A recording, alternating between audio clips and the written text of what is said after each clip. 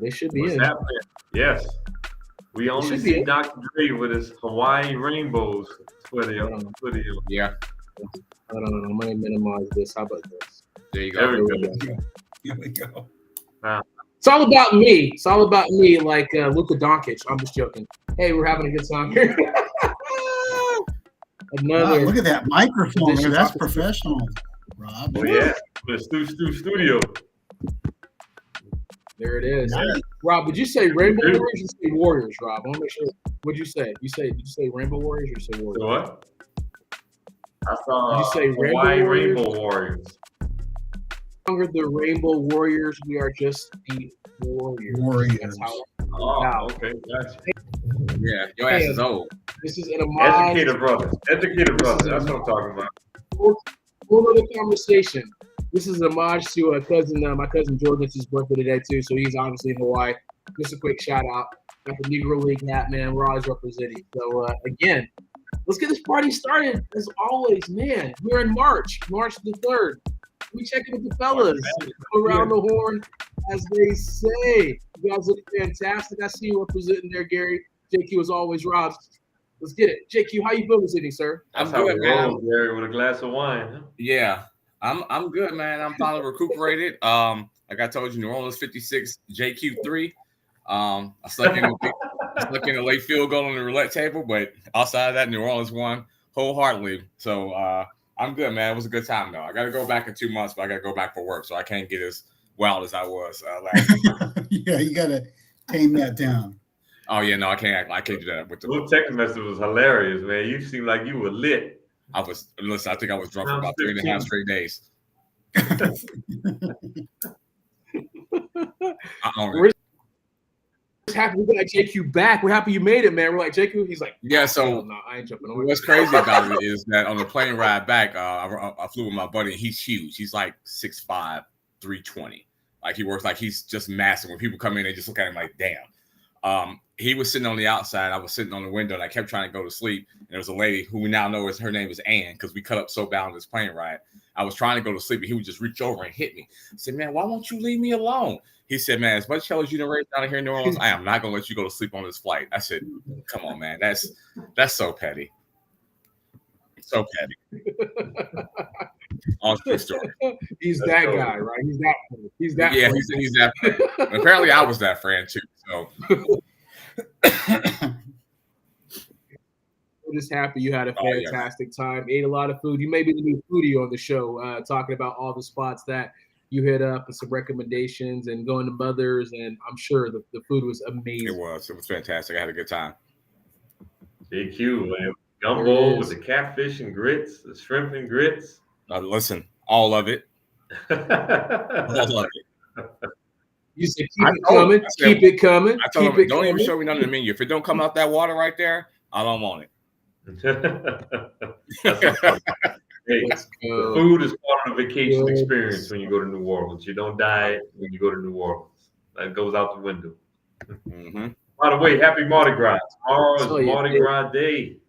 So I got a little teaspoon of it last weekend, but back in Vegas. But hey, happy Mardi Gras to all the peeps down in New Orleans. Be safe, have fun. Look like they're gonna have some weather, so look like they're gonna start a little bit early tomorrow and try to end early. But hey, happy Mardi Gras. Toast them up, Gary. Let's go. Here we go. There you go. There it is. I love it. We all toasted it up. Hey, last but not least, we have the amazing Gary. So, Mr. Gary, bring it home. How are you feeling this evening? Oh, actually, did we check in? Rob, were you good? Anything else to add? I didn't mean to skip over you, Rob. I'm so sorry, my guy. I didn't make sure you're okay. All good, fellas. Go ahead, Gary.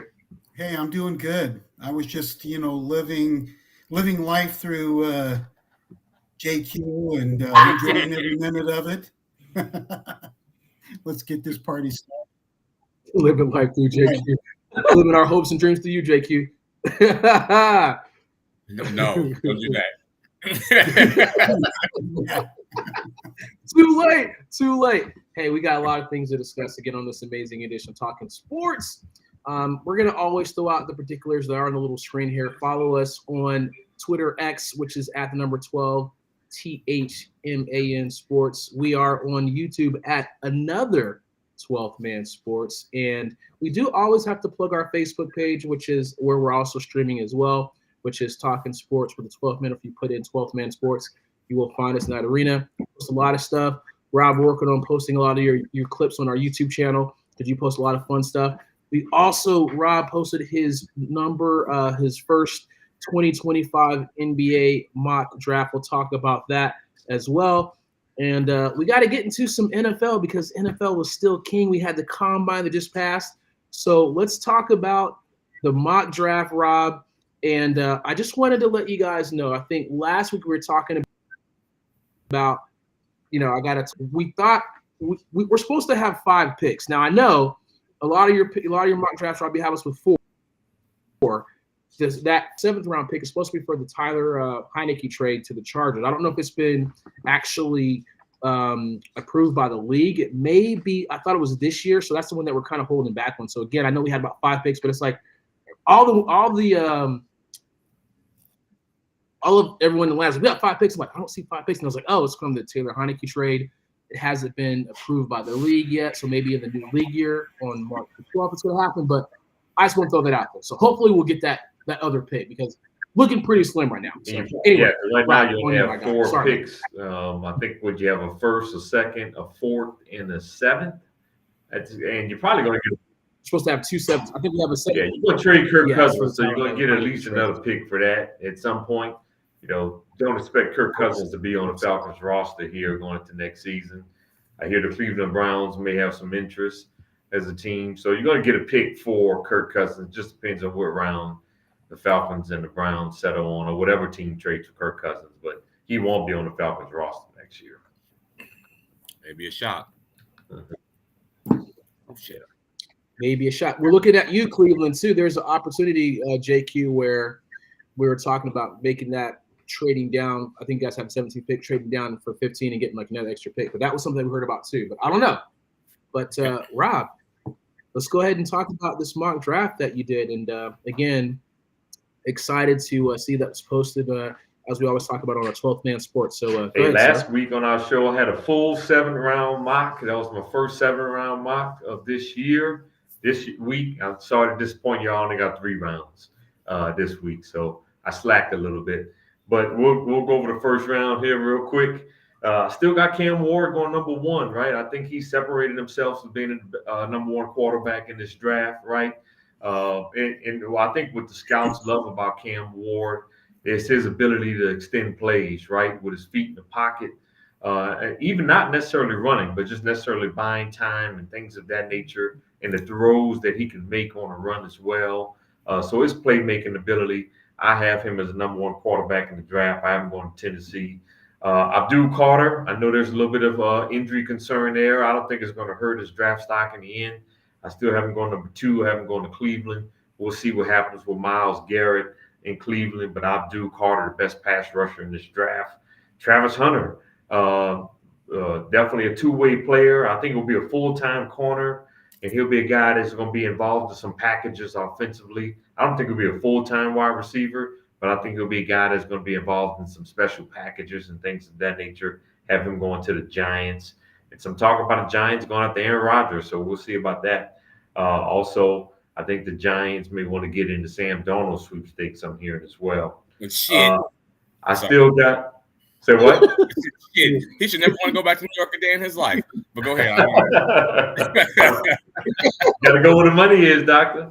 It's 2 totally different organizations. God. It was with the Jets, and now it's possibly with the Giants. We'll see what happens with that scenario. I still got Vegas trading up to 4 to get Shedeur Sanders. I know the Raiders are also a team that's considering Sam Darnold. I hear it's going to come down to the Raiders, Giants, and him staying with the Vikings. So those seems to be the 3 teams. But until I see some official Sam Darnold going to the Raiders, I got them trading up to 4 to take Shedeur Sanders here. Got Jacksonville taking Mason Graham, defensive tackle, Michigan. I got New England trading with the Raiders, trading back 2 spots. And I got them taking Ashton Genty, running back, Boise State, to give Drake a weapon there on that offense, right? Give them a 1-2 punch at the running back position.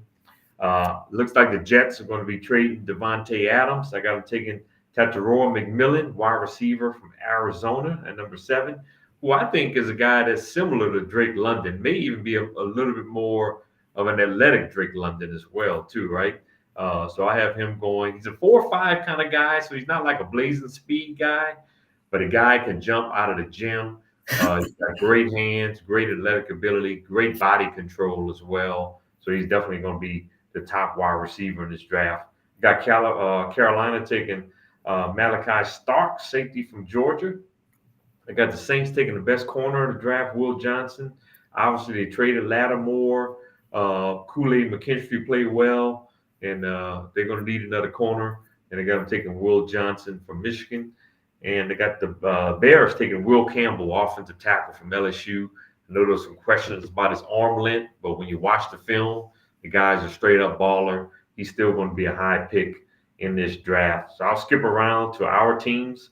I got Dallas taking another edge rusher, James Pierce Jr., edge from Tennessee. He ran tremendously well at the combine. Y'all saw him in the 4.4 range. Would like for him to get a little stronger, but he's another guy that can flat out rush the passer. He had a better 23 than he had a 24. You go back and watch his film in 23, is flat out phenomenal. So I got him taking another edge rusher, James Pierce Jr. I got the Falcons taking Kelvin Banks Jr., offensive tackle from Texas, who's probably right up there with Will Campbell as being one of the better offensive tackles in this draft. He'll be a guy that you can play at left tackle or right tackle, depending on how you want to protect Michael Penix Jr. going forward. I got Cincinnati taking Jahdae Barron, cornerback from Texas. And he's another guy that ran extremely well at the combine, ran a 4.39, one of the faster corners in the draft. And what I like about Jahdae is his versatility. He can play on the edge and he can play in the slot. You know, you don't have a lot of corners that can do both, but he's a guy that's got some great versatility at the cornerback position. Moving on to the second round, I'll just talk about our teams here. I got the Saints taking Ariante Ursary, a guy who can play guard or tackle from Minnesota. And it looks like the Saints want to keep Trevor Penny at right tackle. He's coming off his best season as a pro.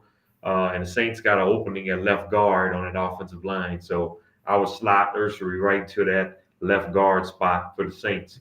I got the Cowboys staying in the trenches. Gray Zabel, offensive guard from North Dakota State. He's another guy that's on the rise in this draft. May even go higher than 44 overall.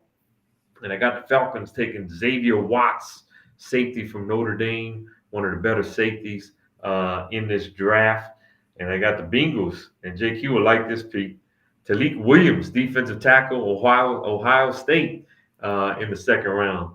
So I figured he would definitely like that pick. And then going on to the third round. You know it. Defense, baby. You know I'm here for it. There you go. First two picks. Saints have 2 third-round picks. I got us doubling down on the offensive line on Jared Wilson, center from Georgia. Obviously, Eric McCoy is all-pro center. He had some injuries this past year. This pick will be a pick about depth and give the Saints a little bit more depth on the offensive line. I got the Cowboys taking T.J. Sanders, defensive tackle from South Carolina, who I think will be a steal in the third round. And the Bengals going running back, Ollie Gordon II, Oklahoma State, right? You pair him with a 1-2 punch with their running back position. He'll be the guy that can help them. I don't expect Zach Moss to be back with the Bengals on this year. And the Saints, in the second, third round pick, I got us taking Deontay Walker, a big defensive tackle from Kentucky. He's like 6'7", 335 pounds. I like to see he's extremely gifted athletically. I like to see him have a little bit better technique. And that's the reason why he's going on the third round. He's a guy you'd be willing to take a shot at in this point in the draft to see if you can coach him up to reach his full potential. Yeah. So only 3 rounds this week. Maybe we'll get back to 7 rounds. Hey, you're a busy man. I appreciate you giving us 3. Appreciate that. Yeah, I love it. Good job. Comments, gentlemen? The thing about it is I don't know if I would want Ollie Gordon. He's got a lot of miles logged at Oklahoma. He was the Oklahoma State offense, if we're being for real. So you got to be careful with some of those running backs that, they go in there and they're the whole thing. I worry about them having not enough tread left on their tires when they make it, to the NFL. But those first two, I'm happy with it. The offense, especially when you tag T, even if you don't get to a long-term deal, that takes away the wide receiver like we talked about in the previous draft. So defense. If you throw an offensive guard in there here and there, I would be ecstatic. It don't have to be sexy. I just need to be impactful. That's right. That's what you got us going. You got us going defense and defensive line, offensive line. My sentiment exactly. That's where you win the games. You're winning it. And unfortunately, KC found that out the hard way, didn't they? They did. And that Bengals one with the cornerback who plays safety, they also are probably expecting to lose Mike Hilton in the slot. So that is a good pick, a need pick there for sure, because he knows that he can't get paid. He's 30-year-old slot corner, and they talk about T and Jamar and Trey. Not going to be a lot of money left for him. Yeah. You're going to have to touch on those picks in the draft as much as possible. Yeah. Or free agency. See where you can find some good deals. Pick up Darius on the cheap. Yeah. There you go. Right away. And you look at the Eagles, and the two rookies last year, they balled out. I mean, they balled out this past year. Cooper DeJean or INT, pick 6 in the Super Bowl. Quinn on mission. Yep. Good stuff. I'm just going to kind of piggyback on that, Rob, and just talk, again, if you're hearing what we're talking about, the Falcons didn't have any offensive staff at the combine, just all defense, which you kind of showed your hand. But, we like the pay attention to that. That's what they want you to pay attention. Right. But, again, I know that tackle is need, but, I still think the same thing. Again, we got to keep it going, all defense. I'm intrigued about James Pierce Jr. running a 4.47. Some character concerns. It's crazy. Mike, apparently the coaching staff, he didn't get along with the coaching staff. Didn't speak to the coaching staff of Tennessee, which is like, what is up with that, my dude? Why not just transfer? There's a lot of questions, but everybody else one does. man's, and then Mike Green had some character issues, so I know he's dropping as well. So we'll see. And I'm just saying, just from my vantage point, again, we got to address edge. I'd get 2 edges. We got to get a cornerback. We got to get a safety. I'd like to address in the draft, but it does depend on, as we talked about, what's happening in the free agency. If we get that settled, I mean, whenever you say, I love the fact that he's a second offensive tackle behind Will Kemp. I mean, that's a great value pick. We need to strengthen our line, but I am kind of concerned about the defense, man. So, we talked about it. Defense win championships, but get one of them at least every draft. So we don't have a lot of picks, so we got to be very strategic as of right now. But thank you, Rob, as always, for doing a great job with the draft and giving us some fodder as well. Ashton Gentry, we'll talk about what's going on with him. I can't wait to see where he goes. I think he's going to be an impact, and we'll talk about that and what Saquon has done to bring the running back position back. Hey, JQ, this next one is all you. For the second year in a row, the Bengals placed a franchise tag on T. Higgins. He's getting $26.2 million for the year.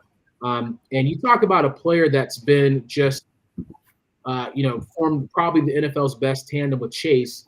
Again, 300-something, receptions for almost like 4,500 yards, 35 or 34 touchdowns through his 5 seasons.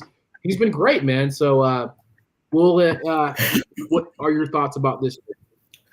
I mean, I figured that was going to happen either way it went, right? Because you can't let him go for nothing.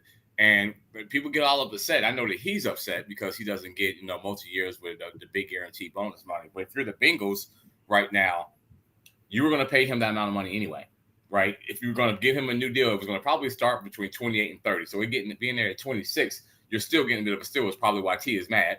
But it just buys you more time to negotiate, right? If you could stay at the table a little longer than running walk for free, which of course you could do, but you got to remember Jamar and Trey still have another year left. So they didn't have the ability to walk this year. He did. So you keep him in the fold, you make another run at it, you give yourself another opportunity to extend them in this window, and you keep it moving. So I'm not overly surprised. He had to know that was coming, especially after Joe put all that pressure on the front office. He was on every show during the Super Bowl week, during the media, and told him, hey, I'll take less money, I'll restructure, I'll do it. You got to be in having not letting stars leave the building. So if you want to keep your quarterback happy and not have him be the next one to say, hey, I want out, you got to make those three things happen. You got to. Yeah, but it was the right decision for the Bengals, right? I mean, number one, you got to keep Joe Burrow happy, right? You got a Pro Bowl quarterback, and when you got a quarterback of that caliber, you have a chance. There's no doubt about it. You have a chance, and if you have a chance, this is your window of opportunity to keep a lot of your key pieces together, and that's what they have to do. I mean, you already touched on it. T. Higgins, Jamar Chase, Trey Hendrickson. And they got to find a way to get some additional help on that offensive line and the defense as well, right? When you have a quarterback of Joe Burrow's caliber, you have a chance. He took you to one Super Bowl already, and there's just a few other things you need to add to that roster, and you can be right up there competing with the Kansas City Chiefs, the Buffalo Bills. And toward the end of the season, they were starting to cook. They just got off to a late start, right? And they got to get those pieces together and give Joe Burrow a chance. Get that team back to I don't know about the other teams, but they play Buffalo and they play Kansas City tough every time. Like, they don't get blown out, and if they win, and some of those times they're winning. Like that. After that, they went to the AFC Championship game. Mm-hmm. So you got to keep the dudes on the team that are giving those good teams problems. Yeah, the problem with Higgins is you got those other guys that you gotta keep happy, and he's just that happens to fall into that odd man kind of. The second receiver, a lot of other teams, he'd be a first receiver. He's just that good. But he's not on that team. On that team, he's the second best player. But $26 million, is nothing to shake a stick at. 26. Although when you're looking at a long-term deal, you're looking at, trying to solidify your family and your livelihood. Yeah, of course you want that $80 million or $100 million or whatever it would end up being. He'll get that next year, but he's got to wait a year and work through this. I'll tag his ass again. I would get Jamar done and tag his ass again. Listen, you sign him long term. He's nominated with 22 last year, 26 years. So that's still $48 million over 2 year, all guaranteed. If you tag him again, it's probably 31, 32, which is going to be in the same neighborhood you was going to pay him in that deal anyway. So it sucks for him not getting multi-years into that. But like, if you say, hey, I love you, we want to pay you anyway, and you're going to pay the same money roughly anyway. I mean, that's where he is. And sometimes I push back on that. I think he's a 1B. I don't know if all the times he would be a legitimate one receiver. I think he benefits from all the garbage. And I agree with you on that, but I do think there are 15 teams, 16 teams out there where he would be the number one guy. Yeah, well, okay. They would give him number one money. Would he produce like a number one, like as we expect him to, unless he has a really good number two? Like he's a good number two for Jamar. And the same thing with Jamar. Jamar has really good games when T's there because T's good. So it's one of those things. I'm not hating on T. I love T. I would love for him to sign T long term. He's and Jamar have a great chemistry. But I just don't know if you drop him off in New England with Drake May or whoever Vegas is going to start at quarterback, will he go out there and threaten you with Triple Crown numbers? I'm like, I don't know. Not with a 17-yard bomb. But you know what I'm getting at? Those are two of those teams you're talking about. And I think, Gary, you got a classic example of this with the Dallas Cowboys, right? You remember Alvin Harper left the Cowboys team, started going to be a number one receiver, right? And he never materialized. I agree with you, Rob. I'll stop you right there, though. He never got paid. He never played like a number one receiver. But the thing of it is, Dallas. When he never had that talent. He just wasn't. Higgins has never. Mm-hmm. He was not that guy. Now, do I think T. Higgins is better than Alvin Harper? By a long shot. Come on. Yeah, I understand what the point. But do we think he would be an elite number one? Now we don't know just my right? projection. But, he's in a good situation right now, and if he's smart, he'll find a way to make it work. Same for the Bengals. So I don't want to spend dollars this night. I don't want to be greedy, but yeah. I think just to kind of wrap this up, there's a lot of instances where that happens. We've got our own. I got Peerless Price that I think about for the Falcons. Like, come on, man. You sitting there and think this. Oh guy's yeah, that's number another one. example. Yep. It's just like it just didn't work out, right? And you're like, there's a couple Andre Rice, but yeah, just you switch them over. Amari Cooper did pretty good. There's a couple people that like you can actually say, okay, this is number one, but it's few and far between. Shit, I would say that Amari Cooper ain't the number one. Yeah, that's another thing too, right? He disappears too much for me. It's a lot. So, yeah, I'm with you. Yeah, it's tough. Hey, we're gonna throw this to you, Gary, and we're gonna talk about Jimmy Johnson is actually retiring. So this was a nice story, if you will. He can go fish full time, if you will. But what are your thoughts on the great Jimmy Johnson retiring from Fox and from broadcasting? And what a great NFL analyst and a great coach. And you can have your say for this one, Gary. Well, with Jimmy Johnson, I mean, he just won at every level. One as a player, one as a college coach, one as a NFL coach, and he was a phenomenal, man on his team with Fox. I wish him the best. I was looking it up. 31 years. Yeah. 1 year. How many years? When I read that, we were like 31 years. What was that at? For 31 years, when I saw that too, I had to go back and check that. I was like, he's been out here. I was looking up. I thought it was all. Yeah, no, really? Wow, incredible. Goes by fast. I said the same thing. I said, "Damn, you've been broadcasting for 31 years." Yes, that was just insane. But hey, my hat's off to him. Good luck. At 81 years old, it's a high time you hung up your. Well, I guess it's your suit coat and your tie now, but put on your flip flops and go out there and catch some marlin. Yep. Enjoy your time. Yep. I know he lives down there in the Florida Keys. Yeah. He loves it down there. So yeah, he'll be doing a lot of fishing. Good luck to him. Yeah. But yeah, I was shocked too when I saw 31 years. I was like, I couldn't believe he's been out coaching that long. He's the reason why the Hurricanes are my second favorite team. Just the smoke machine and the fatigues and all that, man. Love me to Jimmy Johnson. I'm glad that dude had 31 years is alive outside of the chips as well. Well-earned rest, coach. Well-earned. Enjoy your retirement, Jimmy. Yeah.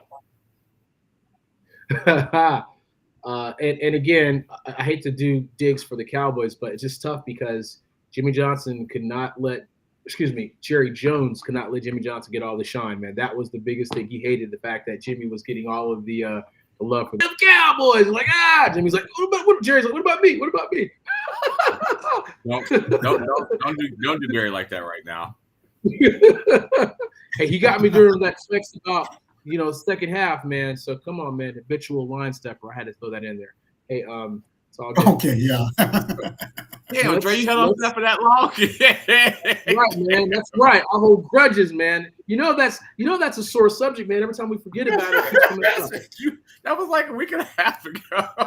Man, come on, man. It was like 3 days ago, man. Come on, man. And my Facebook was down, so I couldn't do anything.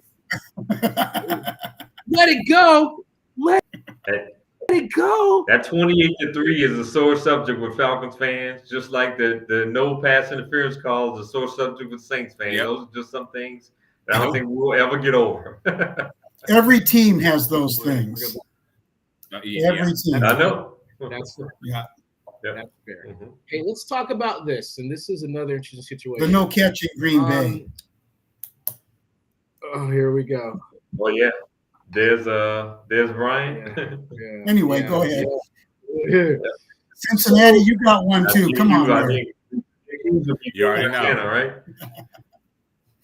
Yeah. So this is interesting, right? Let's talk about and I'm going to give Shedeur Sanders some love here because Will Howard had a pretty rough showing, to say the least, at the combine. Overthrowing receivers, just not showing good. And I know it's tough, and it's kind of like you got two sides of the coin, right? Because at first you want to, give him props for actually, hey, I'm going to try to show what I can do. But then the other side, you may hurt yourself. And I guess JQ Rob, was it a good decision, bad decision? I guess, what are your thoughts about the situation, about what he attempted to do? Well, I think I give him credit in this. He could have sat out and thrown to those wide receivers that Jeremiah Smith probably came out there and helped him, and definitely Ibuka could help himself in this draft. But he tried to take the chance of, hey, everybody's only talking about Shedeur, Cam, and now they're talking about Jackson Dart is rising. I told you, they're talking about 2 teams believe that he's going to be in the top half of this draft. So he said, hey, I get myself to rise too and come out here and put on the show. And he struggled, and it was a gamble, and it didn't pay off. I don't know how much they're going to give him credit, though, if he goes to the he's going to be at the Ohio State Pro Day, and he has a good showing with his guys, because they're going to be like, oh, well, he's had a chance to recover, and it's his guys. But, it's tough when you don't work with wide receivers, those dudes, and you don't know what they want to do, and you're used to your guys, and it definitely backfired, but I'll give him credit for trying. I understand the thought process of what he was trying to do to get himself to move up, and when everybody's talking about this quarterback class is a 2-horse race, he was like, hold on now. He tried to get himself to put himself out there, but he definitely didn't perform. Yeah. And look, my draft grade on Will Howard has not changed from before the combine to what it is now after the combine. I had him in the 4th, 5th round range, and that's kind of where I still have him, right? And look, I think on my last mock, we talked about I had the Falcons take him in the 4th round because they're going to need a backup because they're going to be trading Kirk Cousins, right? So I still have him in that range. And to JQ's point, the pro day, I think, will be a bigger judge than actually the combine is going to be for him, right? And look, when you go to an organization, you're going to be working with the same receivers and things of that nature. So you have the opportunity to build that continuity. And so at his pro day, I think he'll be able to display the continuity that he has with his current receivers that he had at Ohio State. Now, look, I don't envision Will Howard being a starting quarterback in the NFL. I believe he'll be a backup quarterback that maybe can come in a pinch for a game or two. I think that's what he's going to be most of his career, right? So I still have him in that range of being a 4th to 5th round. I'm not dropping him just yet. Now, if he goes out there and have a crappy pro day, that's going to be bad, right? But to the pro day, I still have him in that 4th, 5th round range. And just real quick before we move on, what he also has is 4 really, really good game tape films in the college football playoff where he threw some absolute dimes in those 4 games, ran for some first downs in a pressure field situation where it's win or go home. So I believe also the NFL is going to say, hey, he doesn't know these guys. He had a rough day throwing the ball, but he's got film, and not all of his film right throughout the season. With those last 4 games in the playoffs, with everything on the line, and the way they showed out and put points on the board and was just murdering people, a lot of that was on him. He threw some absolute dimes to Jeremiah Smith and Ibuka in those things. So I don't know how much that's going to play into it. I would think as an evaluator, you would look at it a lot. To me, it should, because this is not just playing Bowling Green. You're playing the best of the best. Sorry, Bowling Green, that was a straight bullet. But this is playing the best of the pressurized situation. You can't ask too much more of your quarterback in those type of situations. So we'll see. No, that's a very valid point, and the evaluators are going to put more stock in that game film than they are going to put in the combine. I guarantee you, the combine is really all about the measurables, right? That game film is going to tell a lot. And those playoff games, you touched on it. All of those teams had NFL talent, right? Their first playoff win over Tennessee, NFL talent. They got NFL talent on that defensive line at Tennessee. And then you look at, they beat Texas in the semifinal. You got Jahdae Barron. You got NFL talent. You got Alfred Collins on that defensive line. Notre Dame, NFL talent. All of those playoff wins. I'm missing one of the playoffs. Oregon, yeah. So all of those teams had NFL talent on their defense, and that game film is going to tell a lot. That's why I'm surprised you have him going so low in the draft. I have him probably. You had him in the 4th round. I am because he goes out there and does shit like that. Well, I understand that, but also that's the first thing I thought of. That's the first thing I thought of. Well, gosh, you got to look at what he did in the playoffs. Because that's at the highest level of college football against teams that you've got a lot of players like you said earlier, Rob, with NFL talent on it, and he ate him up. Now the thing you got to realize too is he had a lot of NFL talent on his roster as well too. Absolutely. I mean, he had a lot of great I was going to say that. linemen. I mean, the 1-2 punch at running back. You got those running backs back there. That's going to help a quarterback. And then you had arguably the best wide receiver in the country as a freshman. Yeah. And then you got a guy, Emeka Ibuka, who's going to go high in his draft this year. So he had a lot of great offensive talent in his draft. Obviously, Cam Ward and Shadur Sanders and Jackson Dart are all better pro prospects than Will Howard. And then you got Quinn Ewers, who's even a better prospect. I got Quinn. Wait. Listen, Quinn has been getting hype off his name for 3 or 4 years. Quinn also had a whole lot of good NFL talent around him on that Texas team, offense and defense. I'm not sold on Quinn. I'm not sold on Quinn. I'll give you the other three. I give you the other three. I think Jackson got a little Bo Nix in him a little bit, to where we aren't going to think he was going to do all right. I think he'll be better. I don't know if I put Quinn over Will. Yeah, I still got Quinn over Will. I still got Jalen Milroe over Will Howard as well. Yeah. Jalen Milroe. You could drop Jalen Milroe on that team. They'd have lost to Tennessee in the first round. That dude can't hit the broadside of a barn. Stop it. Will Howard would not get picked higher than Quinn Ewers and Jalen Milroe, man. That don't mean that people who picking them is right. They may not be right, but they're not going to go higher. He's not going to go higher than those two quarterbacks. That's crazy. Jalen Milroe ain't nothing for Anthony Richardson. Just think of if they go by any measurables, any tape, he will. If you look at the packages you can put in play for Jalen Milroe, even if he's not the starting quarterback, just think he could be. Just think the Taysom Hill effect with Jalen Milroe, right? In those packages. I mean, he's a fastest quarterback. He's a gimmick player. So what? He's a gimmick player. He's not a real quarterback. He's just a kind of a. He will come in and have a bigger impact in year one than Will Howard will, for sure, because of those packages you can put him in the game in. Okay, I'll give you that, but Jalen Milroe is not for a quarterback. No, I agree with that. He's now, he could be 5 feet from the ocean and he can't even throw it in the ocean. I mean, I will give you that. But as far as an impact on how he can come in and help a team with certain packages, I got you. You know how much pressure he's going to put on defenses with that? Until they figure out that boy can't throw the ball and all they're going to do is run the ball, but it may take him a couple weeks to figure that out. Yeah. I mean, he will have an impact on somebody's roster right away because of that aspect of it. And the fact that you're also preying on injuries for Will. They're not going to put any packages for Will, even though Will's a big boy. Will's 6'4", 225. But he's not Jalen Milroe in terms of his athletic ability. So I'll give you that point. If you're drafting him to say, hey, I can use gimmick plays for him until he's ready to play quarterback. And that's what's going to happen with Jalen Milroe, right? He's not just going to be drafted higher than Will because of his quarterback ability. It's about what kind of impact he's going to have on their roster, right? And I remember Sean Payton used to always make this comment. When you draft a player, you got to have a strong vision for him, right? And people will have a strong vision for Jalen Milroe when they draft him. Fair. There it is. I'm just going to give a quick shout out to Miami because Rob, JQ, all you guys were talking about just how the talent around you kind of elevates you. And I thought about Ken Dorsey because I think, we thought he was going to go do a lot better, but he had a ton of talent at Miami back in the day. So he can have an NFL arm, not as great as he was in the league. Right.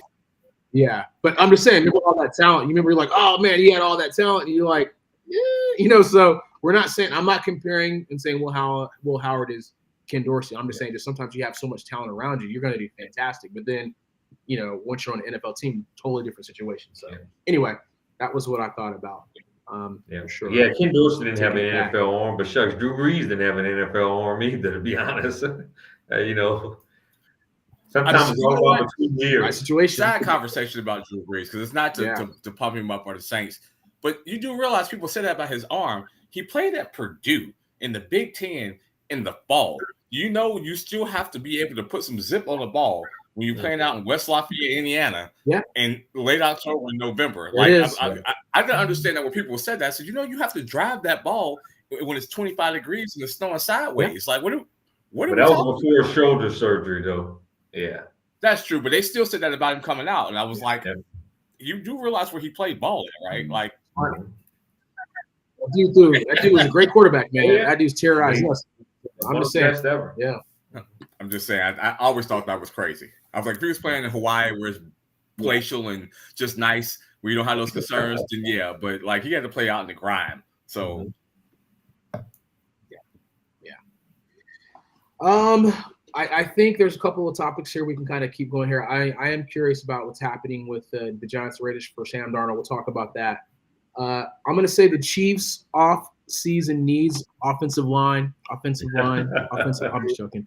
Probably add some weapons. They need to add a weapon here. Run the ball, wide receiver again. Man, there's a couple situations for the Chiefs. Obviously, if you're looking at them, but you want to do a quick analysis about them, we can kind of go around the I think you covered it, Dre. They need a left tackle. They need a right tackle. They need weapons on the perimeter. They need to start having a plan for replacing Travis Kelce. Looked like he's coming back this year. Kelce, yep.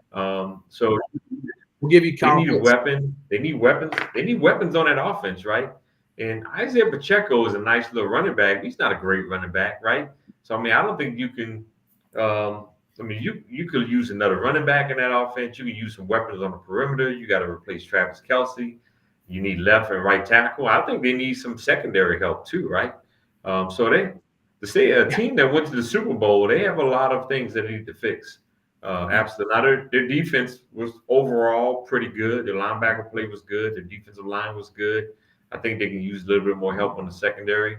But they have a lot of pieces that they need to add to their roster this offseason. So it's going to be interesting to see, how things shake up for them in free agency and how things shake up for them in this draft. I'm trying to look to see who I had them taking in the draft. So first round, I got them taking Josh Connerly Jr., offensive tackle from Oregon. So obviously that'll be a need pick for them in this particular draft. Then in the second round, I got to take another Oregon player, Jordan Birch, defensive tackle from Oregon, as well. So getting them some help in the trenches, but they definitely got to fix that offensive line. I mean, you all watched the Super Bowl; he was getting lit up. And then in the third round, I got them taking Emory Jones Jr., another offensive tackle from LSU, right? And Emory Jones is a versatile guy; can play tackle or guard. And and the Chiefs have 2 third-round picks. I got taking Mason Taylor, tight end from LSU, and he was really impressive at the combine too. Jason's boy. He's a guy that could climb in this draft as well. So I actually got taking 2 Oregon players, 2 LSU players right now. Listen, and you talked about it earlier with Joe Burrow. You just got to try to give him something. You have that guy. And he just made it work for what was going on. I didn't realize that DeAndre Hopkins had lost a whole step and a half.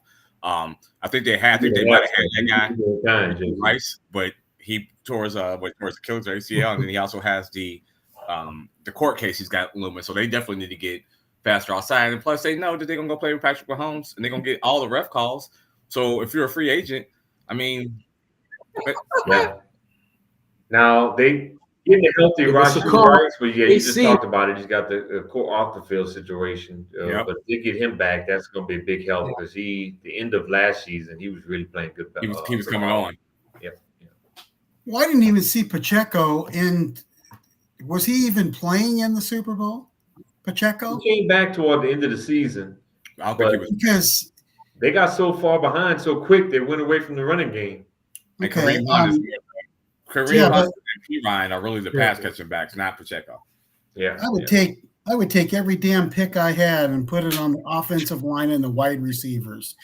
They beat him like a redheaded stepchild. I'm telling you, he didn't have time to cock his arm back. And you know what? You thought they were going to win the game, right? Well, you picked them. I was so because I've seen, we've all seen Mahomes do this video game thing where he's throwing it out there and he doesn't even, he just slips by and does it. Well, I guess what? It caught up with him, it caught up with him with a better team, with the better offensive line and better defensive line. And that's really where that game was won, is in the trenches. That defensive line in Philadelphia. One time in that game. What's that? Big Fangio did not send one blitz the entire game. They were rushing. Crazy. I know. Crazy. And they just beat those guys up. Yeah. I wonder what Patrick had to say after the game. You know, he has said nothing. Or even if he didn't say anything, I know what I'd have been thinking. Yeah. You better be getting me some damn help next year. I'm telling you that. There it is. Well, you know, I'll say back to him. Can we get some of that money back? Because it's hard when you're paying your quarterback that kind of money than anybody else. So there you go. There it is. But if you get them through the draft, though, you get them at a little bit better price than when you sign them in free agency. So very much so. I mean, they got 4 picks in the first 3 rounds, and I got 2 of them being offensive tackles.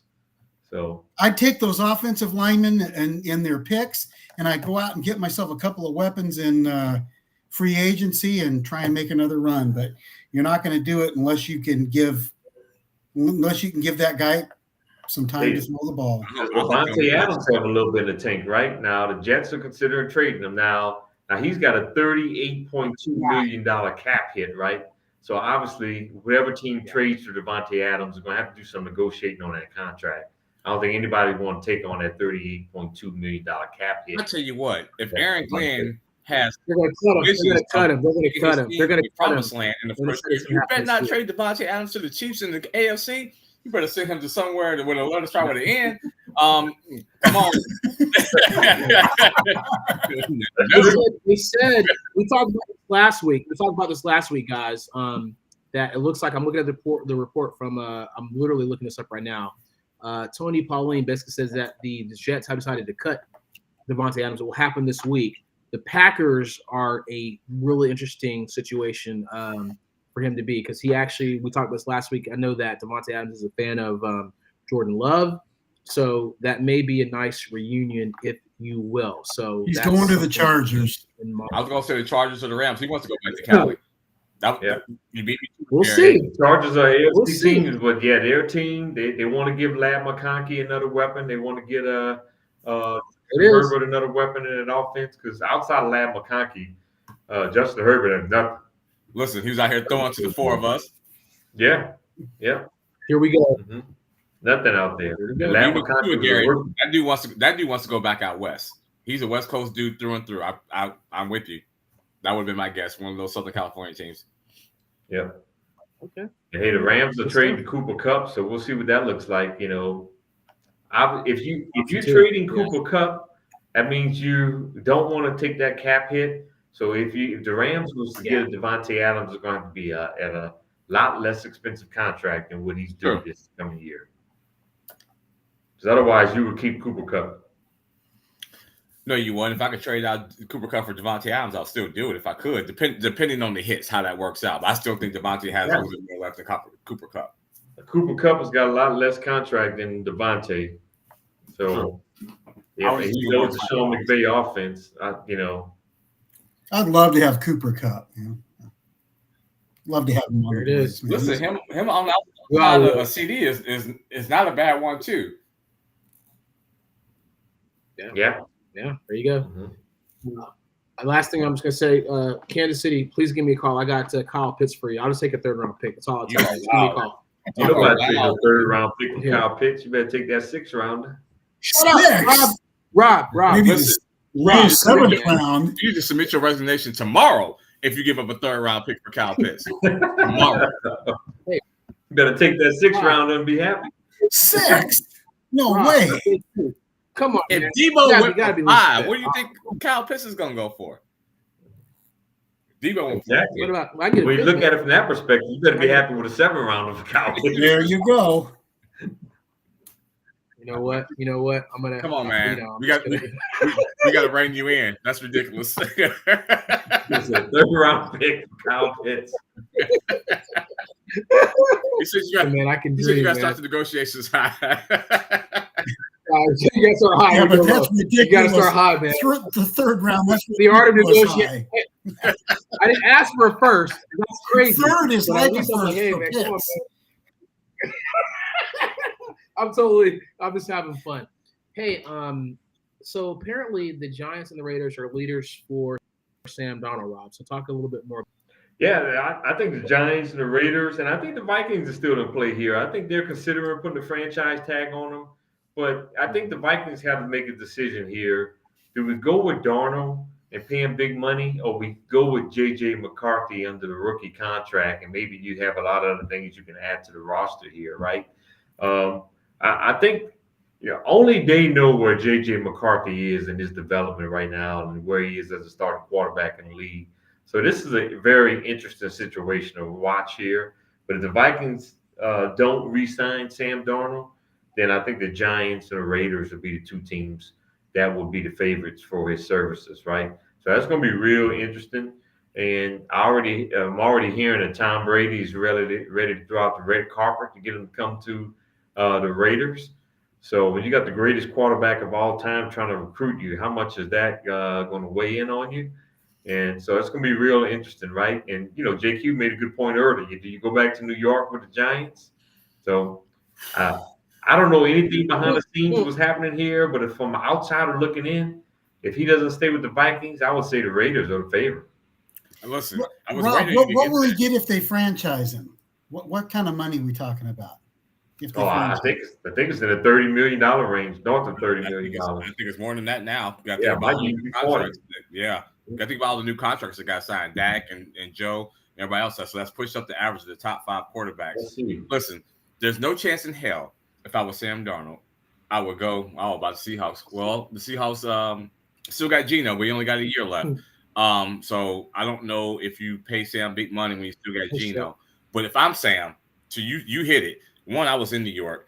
$40.2 million is the QB franchise tag price. 40.2? Okay. Yep. But if I'm him, listen, when you have a city that has just dedicated newspapers with a whole page just to talk shit about you, either you're the best thing ever or you're the worst thing ever, he's felt that pressure once. Does he want to feel that pressure again? I don't know if I would if I was Sam. Or I can go to the Raiders. Now that we have a new regime, Tom Brady, you just talked about it, who I hate, but still, I got to give him his respect. Probably the greatest quarterback ever, having input. And if outside of having input, you can go upstairs or meet him, in the offseason and pick the best quarterback, arguably's brain, every chance he's in the building. Who are you going to talk to like that if you go to the Giants or even Seattle? And it's not a dig, but they have something when it comes to a quarterback. They have something that is totally different. That, hey, Tom Brady, so you want to go talk to him, watch the film? If you say no, then you're not the guy for me. But if you say yes, right, you got that dude right there to be able to talk to. That's tough. Plus, you don't have the same level of pressure in Vegas that you do in New York. Yeah, if I were, is it a smokescreen? I don't know, but if I were Brady and I were wanting to bring in Darnold into my building, the first thing I'd do is I'd take all of all those choke games, right at the end of the season, and I'd say, let's go over some of this and let's go over some of these decisions that you made. This is what you need to look at. This is what you need to worry about. Simplify it for them. Whatever there's got to be. That's got to be huge input for a guy like Darnold, who's got talent, and maybe with somebody like Brady there to pick his brain and actually lift his confidence up, maybe he could actually do something there. Be a better. You look at Darnold's season last year. I mean, first 15 games, pretty good. Yeah. Pretty darn good. He just choked at the wrong time, right? The last few games of the year, he was a big time choke artist in those games toward the end of the season, right? So I think overall, these evaluators are going to look at his really body of work. And hey, it's not a great free agent quarterback market. It's not a great draft market for a quarterback position as well, right? So, I mean, this is going to be the opportunity. And we got a question in the chat from Jill about the Seattle Seahawks. I think JQ touched on that too.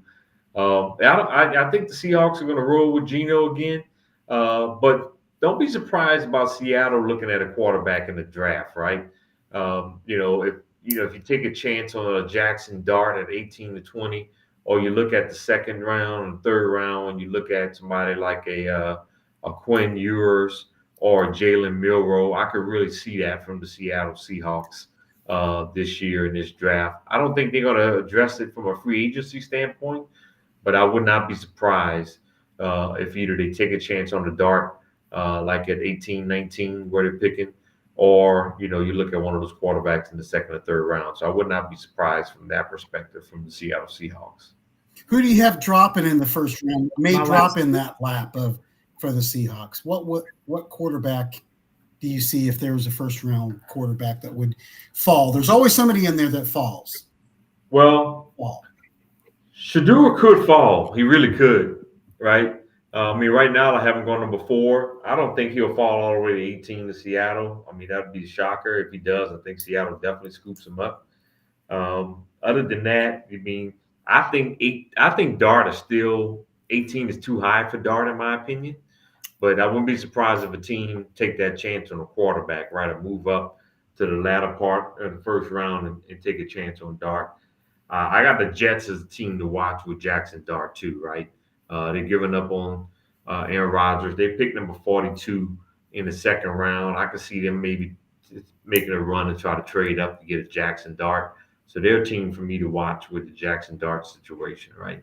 Well, Rob, I got one more question with the Seahawks. What are their other needs?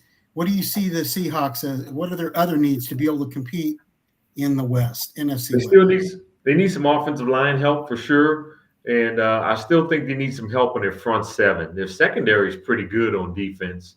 Yeah. But I think their front seven on defense, defensive line, linebackers, I could see them being a team possibly going after Zach Bowen in free agency, or even bringing Bobby Wagner back, even though he's 35 years old.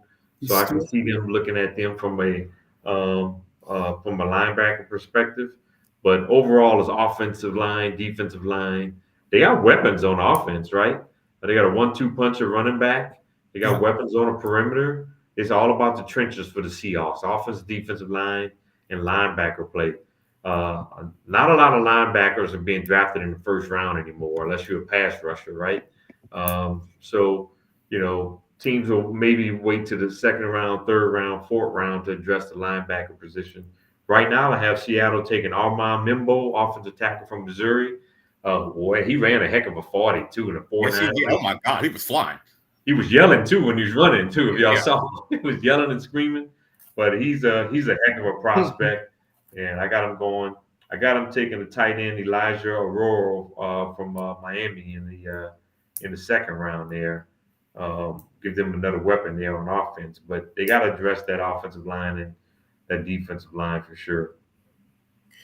Well, I was thinking that Bobby Wagner thing, that if he doesn't stay at Washington, would consider going back to the Seahawks where he started. So that was my next question for you, Rob. You already answered it. Yeah. That man ain't leaving Jayden Daniels. Seattle would have to give him crazy money. He saw it firsthand. If you think he's leaving Jayden Daniels, they would have to really lowball him, like disrespectfully lowball him. There's a team on the rise to leave that right now, giving what they're giving you. Because I think that the owner got like top 5 in the voting from the players in terms of what he does for the players and the organization and the families. You know what I mean? So like you have that. You see this young stud playing quarterback, and you at the end of your career, it's like, who's closer, Seattle or Washington? You got Magic Johnson effect too. He's not the majority owner, but Magic Johnson is touching on those players, man. He's loving on them, motivating them, being a mentor to them. So you saw the effect that him and Terry McLaurin have together already. Terry and Magic, and and Jayden Daniels too. So he's gonna love on those players, man, and he's gonna attract free agents to come there too. I lost my hate for Magic Johnson after he left the Lakers and stuff, but I'm starting to regain it again.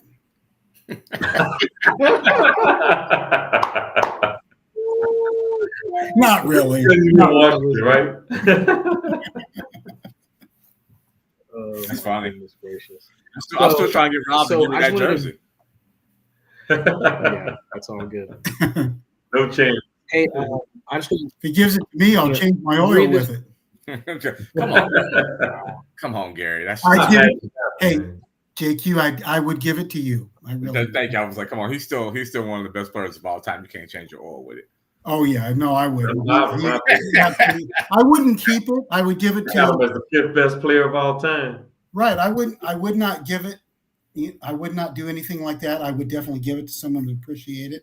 a true diehard Laker fan like yourself, absolutely, I'd give it to you. Listen, Rob holding on to it. He ain't gonna do nothing with it. Probably in the box somewhere. He's just moving it back and forth across the country.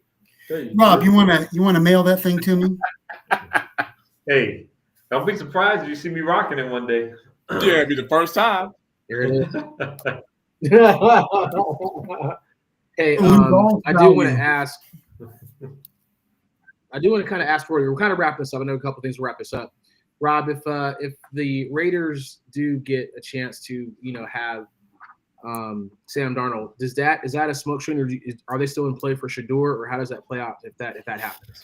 I think if you sign Sam Darnold to a 3-4 year deal, you're paying him starter money. So I don't see them drafting Shedeur if that takes place, right? Now, if they sign him to a 1 year deal, $15-20 million, then I think Shedeur's still in place. If you sign him to a 2 year deal, I think Shedeur's still in play. But if you sign him to anything 3 years or longer, and you're paying him big money, right? Then Shedeur's not in play. I think you're committing to Sam Darnold being your starting quarterback, and you're not going to draft Shedeur Sanders in the first round if you committing starter money to another quarterback on your roster. So I would think that they will move in another direction, maybe an Ashton Genty or somebody like that, if they, was to go with Sam Darnold. I would put the only caveat. I agree with most of that. My only caveat is, what does Sam Darnold's market look like where he wants to go, and how do you structure that contract? If you front load that contract, right, and you give it a whole bunch of guaranteed money up front, and it's like basically essentially becomes a 2 year deal. It's for 4 years, but you can get out of it after 2 years. I think Shedeur is still in play, right? Because you can. What you're saying is, I'm giving Shedeur Tom Brady also to deal with, and I'm letting him a chance to watch, and I'm not throwing him to the fire right away. So, but if it's spread out over those 4 years and he doesn't see the field into the 5th year because of that, then I agree with you. But if it's front loaded, I think it's still in play because you're thinking Shedeur is going to play for 12, 13 years. And I look at the money that Baker Mayfield got with the Tampa Bay Buccaneers. Initially Tampa gave him a 1 year deal, prove it kind of deal, 1 year, $10 million. I think Sam Darnold was past the 1 year prove it deal. So then Baker came back and got a second contract with Tampa for 3 years, $100 million. So you got to think Sam Darnold is going to be at least in that price range or more, right? And if they paying him in that price range or more, Shedeur's out of the picture. You're paying Sam Darnold starter money, and Shedeur would definitely be out of the picture if he's getting the kind of money that Baker Mayfield just got, which is not a lot of money for when you think about quarterback contracts, right? That's what I'm saying. And the salary cap just went up. That's almost like I don't know, because you don't think.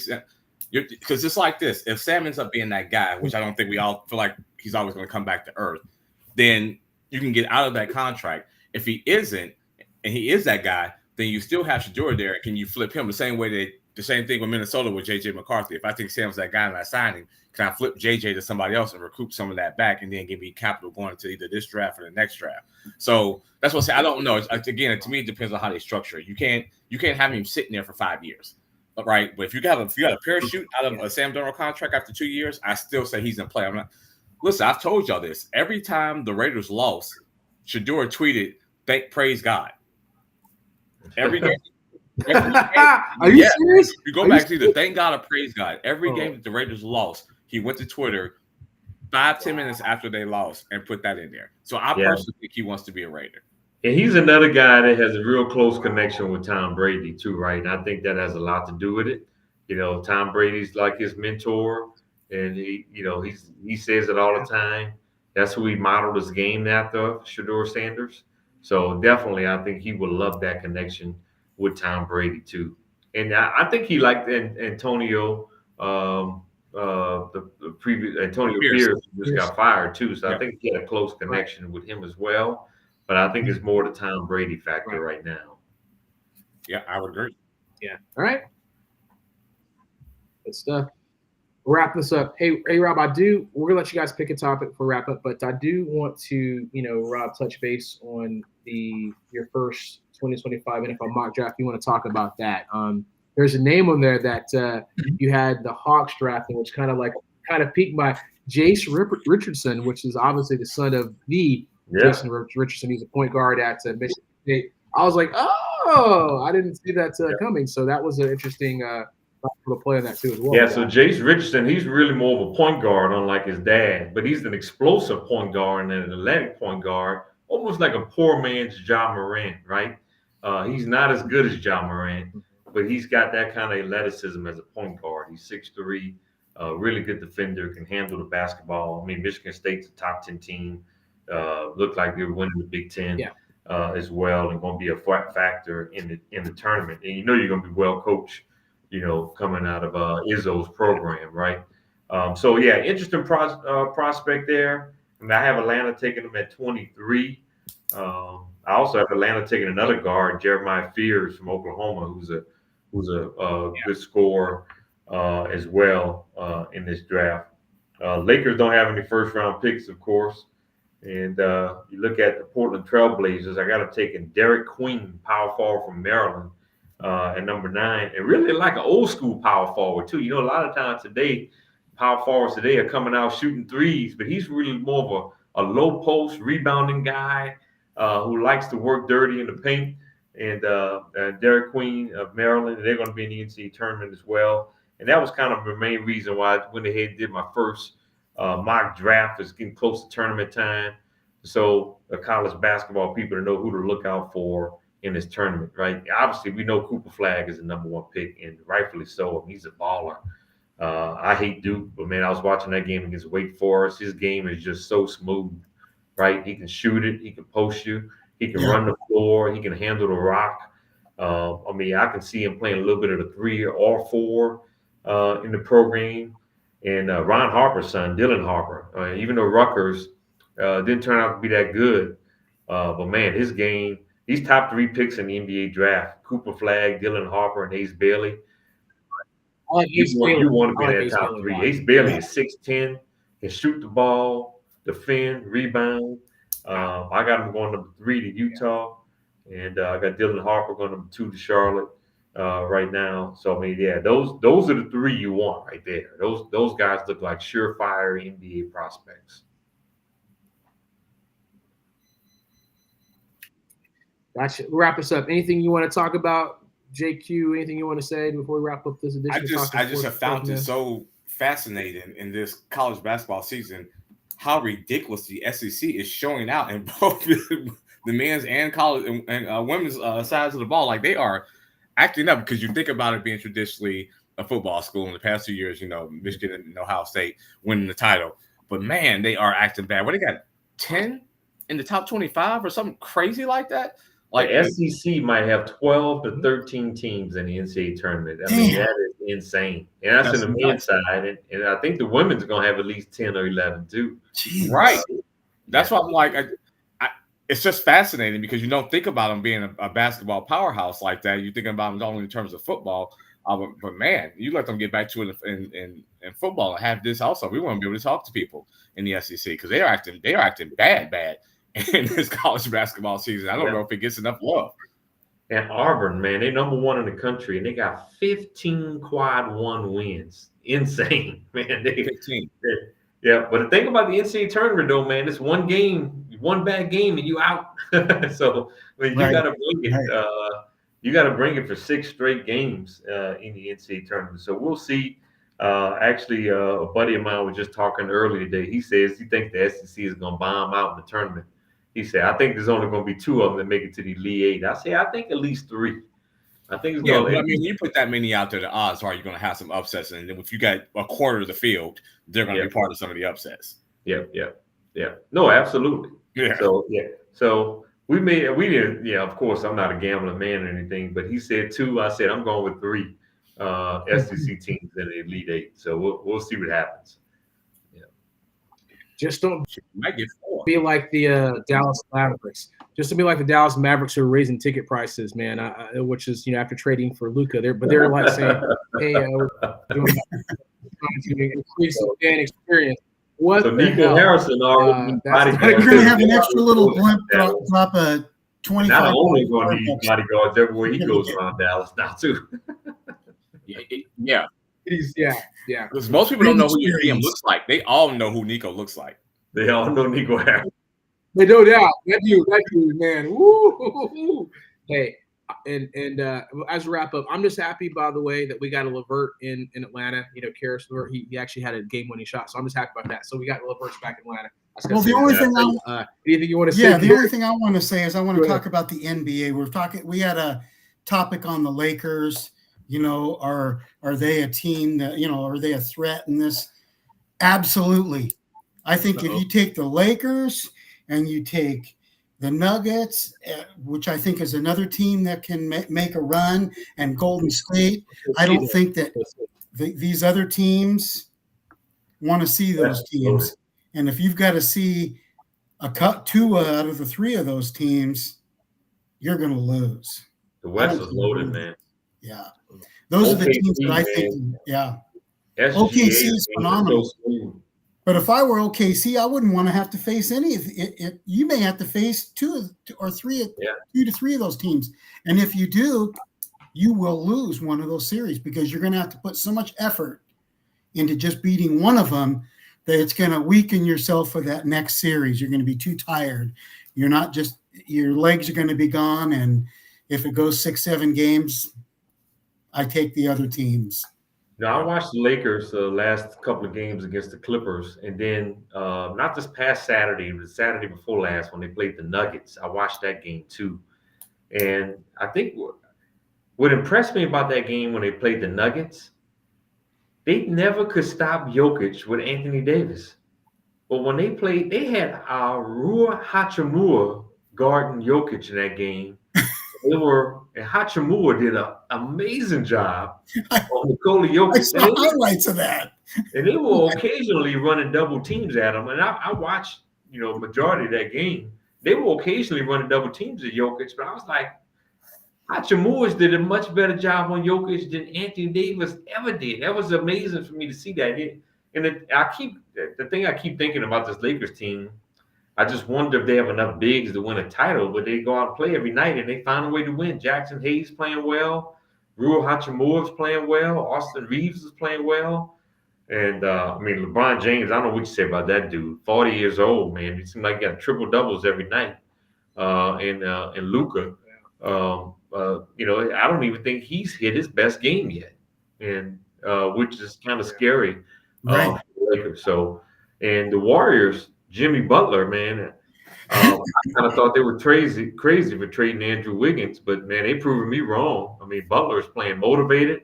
He's playing on both ends of the floor, defensively, offensively. Even Steph Curry feel like he's even rejuvenated with Jimmy Butler, man. He's playing like a 23-year-old out there right now, right? Yep. So, the West is going to be loaded. I mean, you still got Memphis. Houston has kind of fallen off a bit here of late. I think they're like 5-9 in the last 14 games.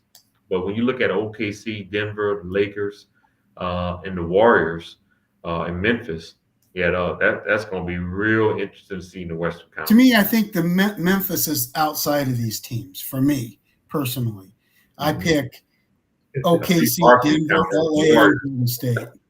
I'm telling you, Golden State and the Lakers are going to be they're going to be hard to beat. Yeah. So I think the Lakers is that Anthony Davis is a stud. Now, don't get me wrong. I think Rui does a better job because I think Rui is smaller, but he gets into his center of mass. And you know what I mean? Like sometimes you have those short, like Aaron Donald. Like he was not small, but he was short. So his, that wrestling, he was able to get a lower center of mass. And for a bigger guy, when a shorter, but he's still strong, gets right in here, as opposed to being over the top, but like right here, it's hard for you to move off of him. Also, without Anthony Davis, I think the floor is more space. There's more cutting. There's more screens being set on the outside. You look up and connect our Reeves is wide open. You know why? Well, LeBron and Luka are playing a 2-man game, and you got to send help, or Luka hit you for 50.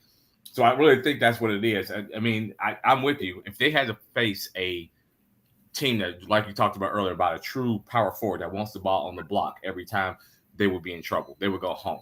But there's not many teams that want to play like that want to just dump it down. And that's how you would take advantage of them. Get on the block, have that dude get on the block every time down and run the offense through them that way. But everybody wants to come and, dribble screens on the outside and shoot threes, but they can defend that. So, at some point you change it. I don't know if they're going to run to it. It's going to invert the offense and say, hey, we got to go back inside to take advantage because they're small. So unless and it's hard to do that in the playoffs when you've been playing a certain way all year. I don't know. I'm as a Laker fan, I'm happy about it, but I'm gonna pump the brakes on the title contention yet because I think they were one quality big man away, I think, from really having title aspirations. And I think Mark Williams is that guy too, but I don't know what happened with that physical situation. He would have been the guy that really gave them a good presence. I know what happened.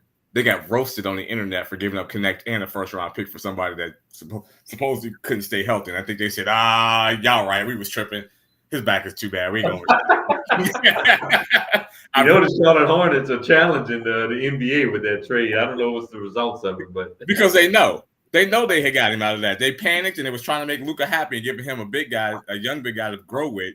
And the Lakers found out that everybody else they overpaid, and they said, nah. I see Marcy commenting about the Warriors in the chat here too. Yeah, hey, Steph Curry, man, 56 the other night, man, unreal. Yep, best shooter in the NBA history for sure. Yeah, and then he hit a 56-footer in that too. Unbelievable. Yep. Yeah. And hey, look, man. Hey, LeBron is 40. Steph Curry, what is he? 35, 36, maybe 37. I can't remember his age. And look, those are still the two teams fans want to see play. They want to see the Lakers, and they want to see the Warriors. They want to see those two old dudes play, and that's who the fans want to see. So we'll see how far they go in the playoffs this year. Yeah, he's 36, by the way. He's still doing his thing. Yeah. So but man, still shooting, man. Babyface assassin, no more. Go ahead. That's the thing, though. Your athleticism might go away as you get older. But shooters can shoot until they retire. Shooters just shoot. And the reason why he can shoot, and he's of course God-given talent and all that, but the way he moves without the ball. Yep. He's nonstop. He creates that. He creates those opportunities. He's not sitting there waiting for that pass to him. He's creating that opening for him to get that shot. That's the difference between him and a lot of the other good shooters in the league. Is they're waiting for it, and he's not. Yeah. He's making it happen. Yeah. Somebody said there's a difference between a shooter and there's a scorer, and Butler's a scorer, if you will. So some players there's scorers, and I love it too. So Melo is a scorer. Steph is there you go. Shooter. Yes. There you go. Yes. There you go. There you go. When you think about scorers, and that's a good point. Scorers, they may have 30 points, but they may get it on 9 out of 30 shooting, right? So that's the difference between a scorer and a shooter, right? A scorer, that might be a good percentage. Yeah. I love it. Now, Carmelo was a scorer, right? But he can't guard the four of us. Week or two, do it about Rob. Pass Carmelo. I put that Schaefer slow motion move on. Wouldn't know what hit him. Yep. So Marcy's on the road with the Warriors. Jimmy Buckets gives us a better chance. Absolutely, he does. Hey, I'm looking the way Jimmy is playing defense for that team, man. I mean, he was guarding from one guy to the next, back to the next guy. I mean, he's playing with some great energy, as I talked about earlier, and Steph is as well. They just seem like a rejuvenated ball club. They're going to be a team that nobody's going to want to face come playoff time for sure. Yeah. All right, that's our ending music for tonight. I think we decided we're going to be back on live on Wednesday night on next week. I guess stay tuned. We'll give you a time for next Wednesday night. We'll be back on live for you. We want to hear from you all from the East Coast to the West Coast. Philadelphia, we want to hear from y'all, Super Bowl champs. And the 76ers finally got one win since the Eagles won the Super Bowl. Shout out to Philadelphia. So all Eagles out, man, for the year, man. Living off that Eagles Super Bowl, man. Go Blazers. Yeah, the Blazers won tonight. They whipped the 76ers. Yeah, so we want to hear from y'all in Portland on next week as well. JQ's favorite city, Fresno. We want to hear from you guys on next week as well. Albuquerque, good choice, Chicago, JQ. New Orleans, Atlanta. We want to hear from y'all next week. Wednesday night, stay tuned. We'll keep you posted on the scheduled time. March Madness right around the corner. It's time for the Vermont Catamounts. You're so stupid. You are, Rob. Handles. I gotta get one of those fancy microphones. That is really impressive. Studio, baby. Balling. All right, Jim Jones. Balling. Big bucks. Big bucks, Rob. You guys. All right, y'all. Holler at y'all later. All right, fellas. Y'all have a good night. Peace.